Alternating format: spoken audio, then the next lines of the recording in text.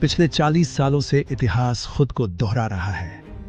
हम सब ने 2023 में हुए हमास के हमलों के बाद पश्चिमी देशों में कुछ युवाओं को खुलेआम कट्टर इस्लामिक समूहों के समर्थन में नारे लगाते देखा। यह दृश्य सिर्फ विचलित करने वाला नहीं था, यह इतिहास की एक खतरनाक गूंज थी, क्योंकि ये सब हमने पहले भी देखा है। ठीक 1979 में ईरान में 1979 की ईरानी क्रांति एक ऐसी क्रांति जिसने ईरान को हमेशा के लिए बदल दिया। यह क्रांति केवल एक राजा के खिलाफ बगावत नहीं थी, यह विचारधाराओं की टकराहट, विश्वासों का मेल और अंत में धोखे की कहानी थी। सन 1921 में ब्रिटेन की मदद से रजा शाह पहलवी ने ईरान में नई राजशाही की नींव रखी। जब 1941 में ब्रिटेन और रूस ने उन्हें जबरन गद्दी छोड़ने पर मजबूर किया, तो उनके बेटे मोहम्मद रजा शाह पहलवी ने सत्ता संभाली।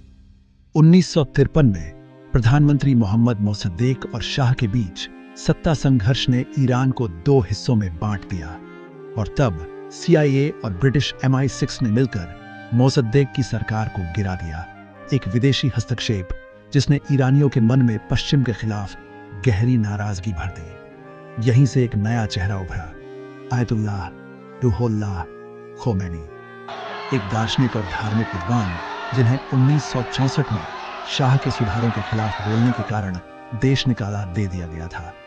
लेकिन बाहर रहते हुए भी उनके शब्द, उनके उपदेश और शाह विरोधी भाषण पूरे ईरान में आग की तरह फैल गए। सेक्युलर बुद्धिजीवी, वामपंथी छात्र संगठन और आम लोग सब खोमैनी के पीछे एकजुट होने लगे। उन्हें लगता था कि इस्लामी उलेमा की मदद से शाह को गिराया जा सकता है और लोकतंत्र स्थापित किया जा सकता है। पर उन्हें यह नहीं पता था कि जिसे वे अपना साथी समझ रहे हैं, वही आगे चलकर उनकी आवाज दबा देगा। 1979 की शुरुआत में शाह देश छोड़कर भाग गया। फरवरी में खोमैनी ने विजयी रूप से ईरान वापसी की और कुछ ही महीनों में इस्लामी गणराज्य की घोषणा कर दी।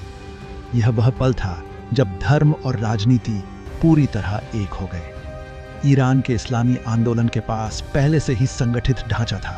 राजनीतिक दल, समाज सेवी संस्थाएं, धार्मिक नेटवर्क और हथियारबंद शाखाएं, सब कुछ। वामपंथी समूहों के पास बस विचार थे, ढांचा नहीं। पर सत्ता हमेशा उसी के पास आती है जो तैयार रहता है। क्रांति के कुछ ही महीनों बाद खोमैनी ने इस्लामिक रिवॉल्यूशनरी गार्ड कॉर्प्स यानी IRGC का गठन किया, एक ऐसी सेना जो सिर्फ उसे जवाब देती थी। महिलाओं ने 8 मार्च 1979 को अंतर्राष्ट्रीय महिला दिवस पर अनिवार्य हिजाब कानून का विरोध करते हुए सड़कें भर दी। लेकिन नया शासन अब पुराने अत्याचारों से भी आगे बढ़ चुका था। महिलाओं को बताया गया कि अब वे इस्लामी मर्यादा के अनुसार ही कपड़े पहनेंगी। कार्यस्थलों पर लिंग विभाजन लागू हुआ। हजारों महिला जजों और प्रोफेसरों को निलंबित किया गया।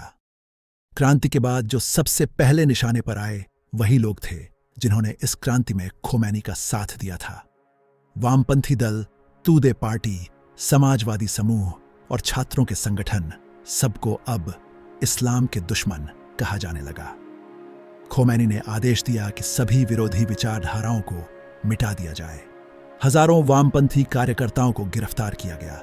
सैकड़ों को अदालतों में पेश किए बगैर सीधा फांसी पर लटका दिया गया। 1981 से 1988 के बीच तहरीर चौक और एविन जेल जैसे स्थान खून से लथपथ हो गए। 1988 का साल तो इतिहास का सबसे भयानक पन्ना बना, जब सिर्फ कुछ हफ्तों में ही हजारों राजनीतिक बंदियों को सामूहिक रूप से फांसी दी गई। बहुतों का गुनाह बस इतना था कि वे इस्लामी गणराज्य की विचारधारा से असहमत थे। नवंबर 1979 में ईरानी छात्रों ने अमेरिकी दूतावास पर हमला किया। 52 अमेरिकी बंदी बनाए गए और अगले 444 दिनों तक वे कैद में रहे। अमेरिका ने ईरान की संपत्तियों को फ्रीज कर दिया। संघर्ष इतना बढ़ा कि अमेरिकी rescue mission operation eagle claw भी असफल हो गया, जिसमें 8 सैनिकों की मौत हुई। यह घटना ईरान और अमेरिका के रिश्तों में स्थायी दरार बन गई। 1979 की क्रांति ने शुरुआत में आजादी का सपना दिखाया था, लेकिन उसका अंत भय और खामोशी में हुआ।